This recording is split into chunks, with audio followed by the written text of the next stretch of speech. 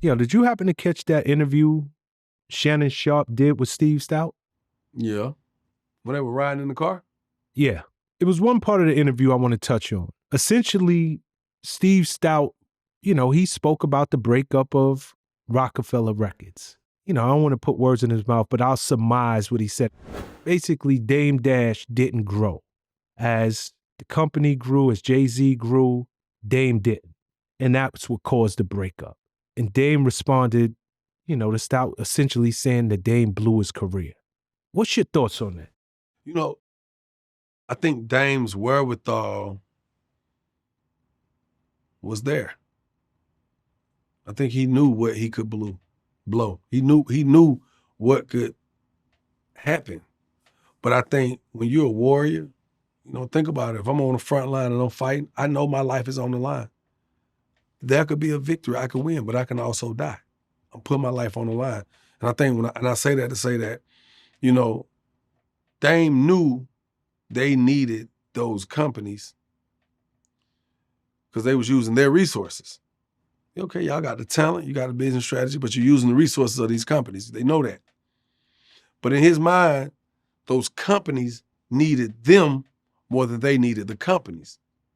Because there's more companies out there with resources than it is a Dame and a Jay out there. You see what I'm saying? So y'all could be replaced. We can't be replaced. And I think Jay-Z looked at it like maybe more so possibly like, yeah, that's cool, but yo, these motherfuckers is I see them move. I'm gonna finesse them. I'm gonna have their positions. I'm gonna work my way. We're gonna work our way up through here, and these niggas gonna be eating out of my hand. And I think that Dame was putting that pressure down on these entities so hard that it made Jay look like, yo, this ain't like, nah, nigga. Like, it's almost like we riding in the car. We both on the same shit. We trying to get there. And then when the car get pulled over by the police, I'm cool over here. How you doing, officer? Hey, what'd you pull us over for? Then the homie come out the side like, what the fuck you pulling us over for, nigga?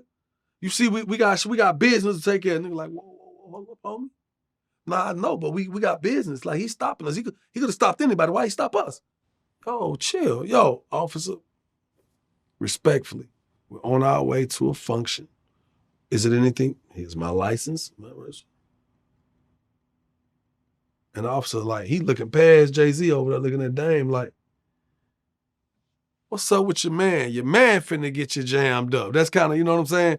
Because, I interviewed Dame recently, and Dame was saying some real shit. But I could see with his energy, he's so passionate and just so, he want to get it out that he like, fuck what you talking about, because what I'm talking about is more important.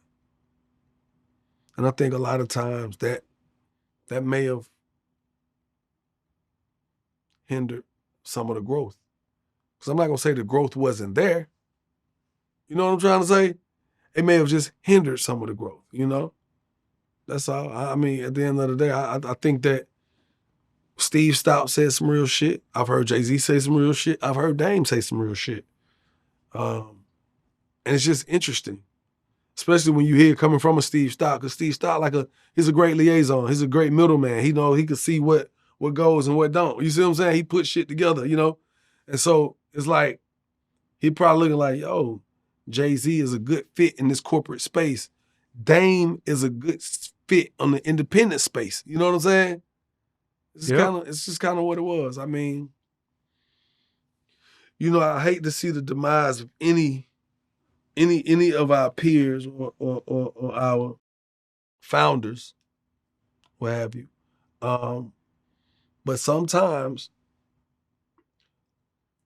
my demise is going to be more beneficial because it's educational at the same time. You get what I'm trying to say?